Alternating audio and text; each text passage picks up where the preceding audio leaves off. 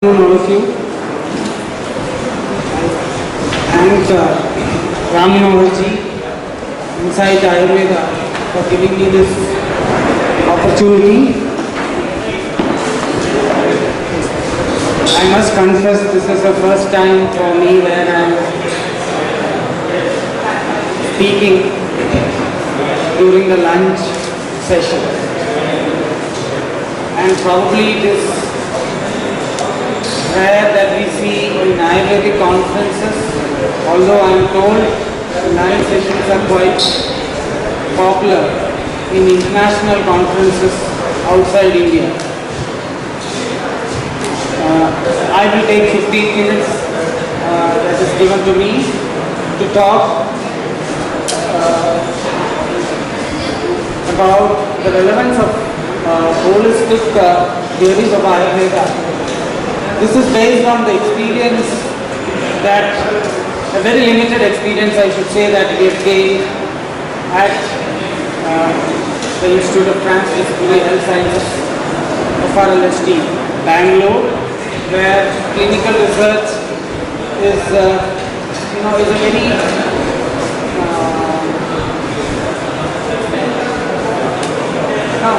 is at a very nascent stage and it is still evolving.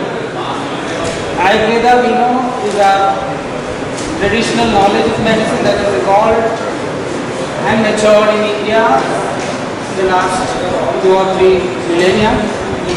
Research is a systematic and careful inquiry or examination.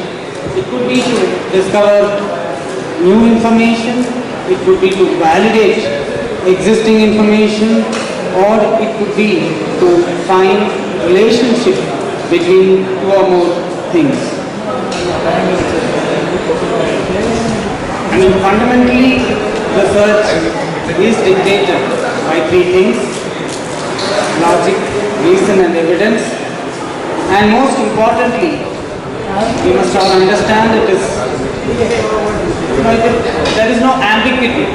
It is characterized by testability, verifiability and reproducibility. But what is the context of Ayurveda? Ayurveda has evolved in an environment of bio-geoclimatic and ecosystem diversity.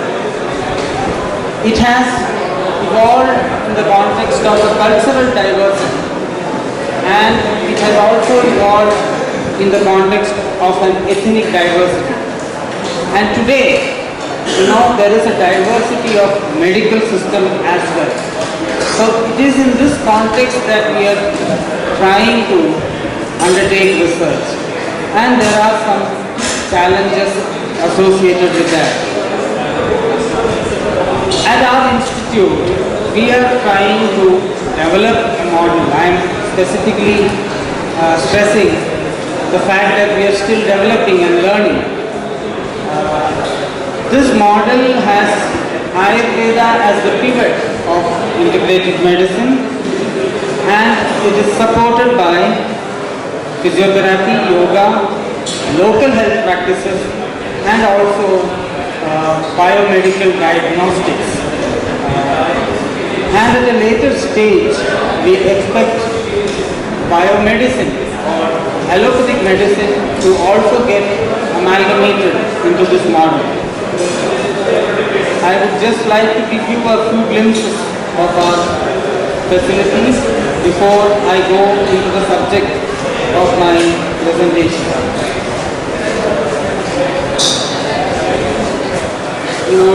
Almost 40% of our patient profile deals with neurological and musculoskeletal diseases.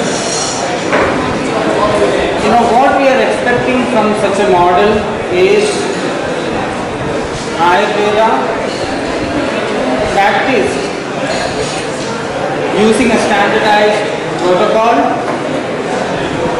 and we leverage that clinical practice to generate over a period of time some credible evidence for the safety and effectiveness of Ayurveda. And we also expect that in the long run we are able to develop some objective markers that correspond to Ayurvedic parameters like the Kshatriya Kala, Ama, Agni, Dosha, etc. In this context, I think today's the morning session's last talk by Dr. Manoj Kumar was very relevant.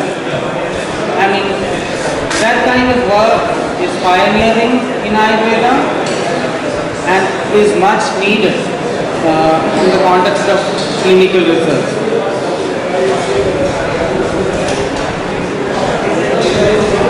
And I would like to share some preliminary results of an observational study that has now been reported in the journal that was released this morning. It is a observational study involving sciatica patients. I mean, the results of the study are available. I mean, it's an open access journal, you could learn. But what I'm trying to say is when we started undertaking such studies, the problem that we found was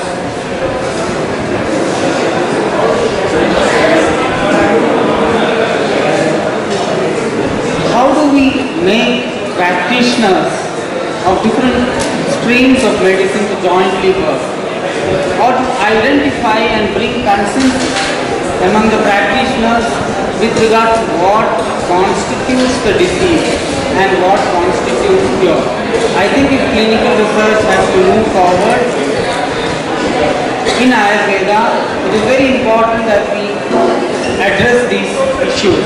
And it is in this context that we are having an effort towards developing some standards for reporting trials in Ayurveda. We are in fact having an exclusive parallel session dedicated to that. In clinical research, measurement, when it comes to Ayurveda, quantification, replication and generalization.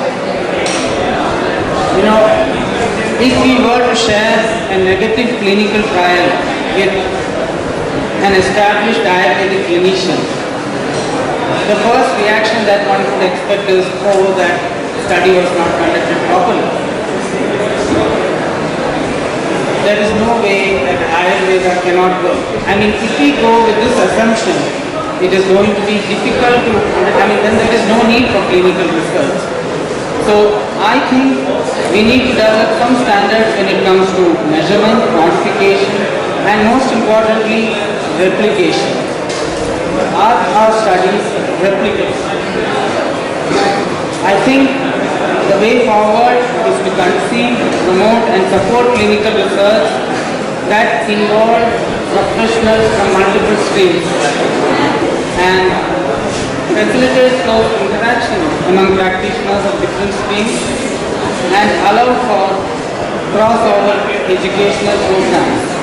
I think there is a need for traditional knowledge, modern medicine and modern science to combine. We have to combine elements of this scientific rigor and also at the same time not lose the opportunity of deepening our science in understanding principles like detox and the science.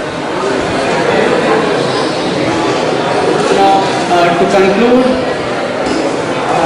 I don't know how many of you realize, but it is known that in most countries across the world, there are no silos in which medical system works. Any medical system that can generate credible evidence and the standards of evidence are the same are incorporated into mainstream. They don't work in separate silos. And I think clinical research through clinical practice, the practice of Ayurveda is quite extensive, but we have to bring in rigor and clinical research, and that attitude has to get incorporated among our clinicians for us to generate credible data. And with these two words, I conclude. Thank you for hearing me out patiently.